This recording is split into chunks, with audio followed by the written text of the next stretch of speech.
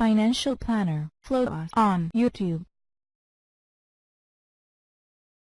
Trust are the rich and elite panicking about protecting their wealth? Let's get into the economic collapse financial news. Well, it's starting to look like everything is hitting at once here. Now, we talked about Venezuela.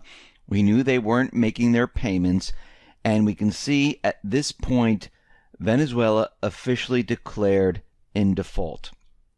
The Wilmington Trust, the trustee of the 8.5% bonds due 2018, issued by Corpolec, Venezuela's electricity company, declared that they missed interest payment originally due on October 10th and whose 30-day grace period expired on November 9th, and for which no payment was sent or received, constitutes as a default. And we're going to have to see where this all goes from this point. And we can see at this time that it's not just Venezuela. And we know there's a lot of pressure on Venezuela from the U.S. and the cabal, where they're putting a lot of pressure on Venezuela because they've been wanting to get into Venezuela to capture their natural resources, which is oil, just like they've done in the Middle East. And at this point, they're putting a lot of pressure on them, and it's making it very difficult for the people. And every time the cabal puts pressure on a country, it's a lot of pressure on the people of the country, because the sanctions and everything else, the people really lose out. But what we're seeing right now is that the entire global economic system, it's starting to break down in many different areas, and we're seeing it in many different areas, and it's all not going to show up at once. It will show up at once when everything starts to implode at the same time.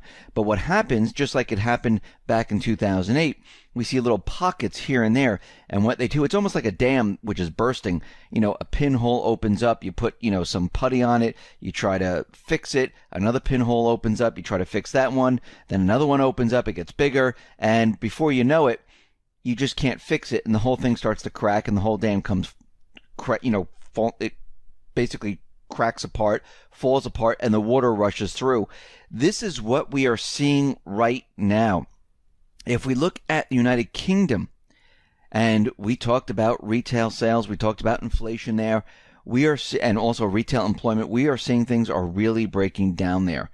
Now, the CBI reported their retail sales, and what they're reporting is that the retail sales in the UK, well, they have crashed by 5.2%.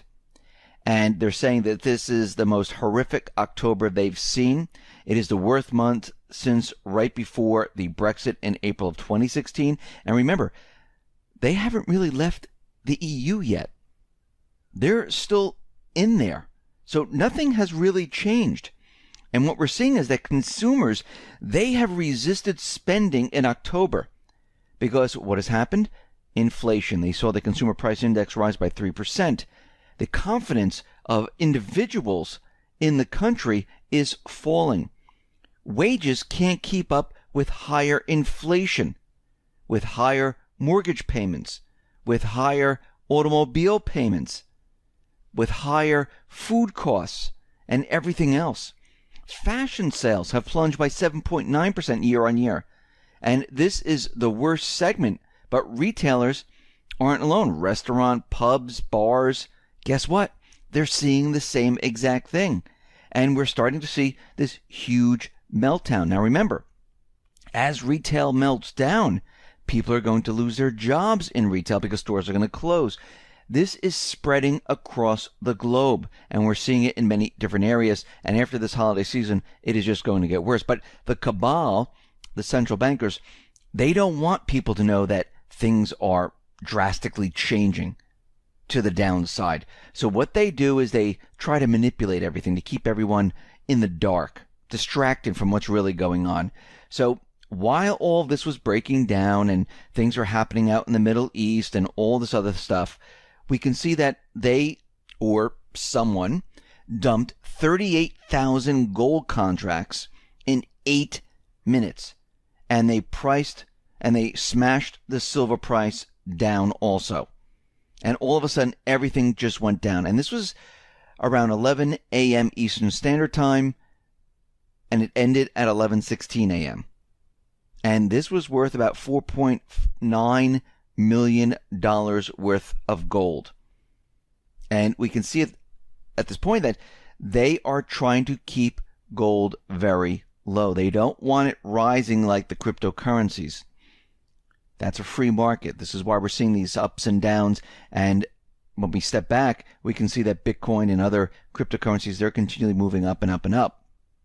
If they allowed gold to do this, if they allowed gold to be in a free market, well, it would be a reflection on what is really going on in the economy, what is really happening with the dollar. And they don't want that to happen because guess what? The world, yes, I said the world would lose confidence in the dollar and it would come crashing down. All they're doing right now is putting Band-Aids over it, trying to pretend that everything is okay. But in the end, just like we've seen in the past, the whole thing's going to come tumbling down.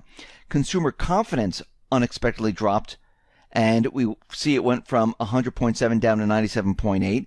People are starting to realize that there are major problems, and we're going to see this accelerate because what we're seeing right now is that banks, they have started to tighten their lending standards for prime and subprime borrowers, and especially the automobile industry. They are going to be hit very hard. And what they're seeing now is that there's too much debt, there's too much negative equity in vehicles after years of this loosey-goosey lending. New vehicle prices, they've moved out of reach, and the banks and the central banks, they're starting to reel all this in. Now, why are they doing this at this point? Go back to 2007 and to 2008 when they started to raise interest rates and they started to cut back on who they were loaning money to. This is what they do when they're preparing to bring down the economy. They do it very slowly to make it look like, yeah, we have nothing to do with this. But if they do this, and they are doing it, the automobile market is going to take a very big hit because they depend on loans. Because people don't walk into the dealership and say, hey, that car's $42,000. Here's $42,000 in cash. I'll take it. I mean, they might have done this before when they were able to get equity loans because the houses around the area were appreciating, but now we're not seeing this anymore. And we can see that the automobile industry is going to have a very tough time. We see the cabal, they are not giving up on this one world government. We know that Trump, he got rid of the TPP, but we can see right now that the cabal's out there with 11 other countries trying to agree on the TPP, trying to keep this alive, because in their minds, and you have to remember the way they think that eventually they're going to hit their goal of getting everyone to sign on to the TPP, and this is why they're trying to keep it alive. And they have about 11 member nations where they found enough common ground on core elements to move forward on a final agreement. But again, it doesn't include the United States, and I don't think this is going to go anywhere at this point in time unless all of a sudden everything switches around and they gain control over everything and they get the United States to join the TPP. But at this point, I don't see this happening at all. And we need to understand is that the cabal, they're not going to give up, but they understand what is happening right now. The rich, the elite, the insiders, they realize what is happening right now. And what we're seeing is something very interesting. Now, we've been talking about the economy. We've been talking about protecting your wealth. And just don't think it's us who's looking at this and protecting our wealth with, where we're buying gold and silver and getting supplies and keeping cash on hand. Because what we're seeing right now is that European elites, they are hoarding cash. The Japanese are stuffing safes full of high denomination bills. The Saudis are scrambling, and we know what's going on there. We'll discuss that in a little bit. And the richest Americans are getting increasingly concerned about the safety of their wealth. And what is happening here is that they are hiring security services. Now, the demand for security services, it has soared, driving up wages around 24% year on year. And they're requesting more of these security services to protect their wealth. They're purchasing safes. They're storing their wealth in different areas, and they're being guarded. This should tell you something, that they know what is going on. They understand that something bad is about to happen. And this is why we're seeing it just not here in the United States. We're seeing it out in Europe. We're seeing it out in Japan. And if we really looked everywhere else, I'm sure we're going to see it everywhere else, because we also know that the elite were building homes in far-off places with their own landing strips, and they were being guarded there, because we know what's happening here. The system is coming down. We're seeing signs of this all over the place. We see signs of it everywhere. We've been watching this for quite a while, and we've been watching it deteriorate all along. Now, a lot of people are in the dark. They think everything is fine. Well, everyone thought it was fine going back prior to 2008. Everyone thought this was great. They believed the Fed, that, they're not forecasting any recession. Everything's contained. Don't worry about it. Your job is safe at Lehman. You don't have anything to worry about. And all those investments and your pension in the automobile industry with GM, don't worry about that either. Everything is just fine. Actually, back then, GM said they were doing marvelously well before everything came tumbling down. But then we learned that they were in so much debt that it was absolutely ridiculous. The same thing is happening now, and the insiders know. The elite, the wealthy, they know what's coming. They're prepared for it, and they realize they need to protect themselves. And this is why they've been hiring these security services. This is why they're paying them more to guard their wealth. You need to guard your wealth.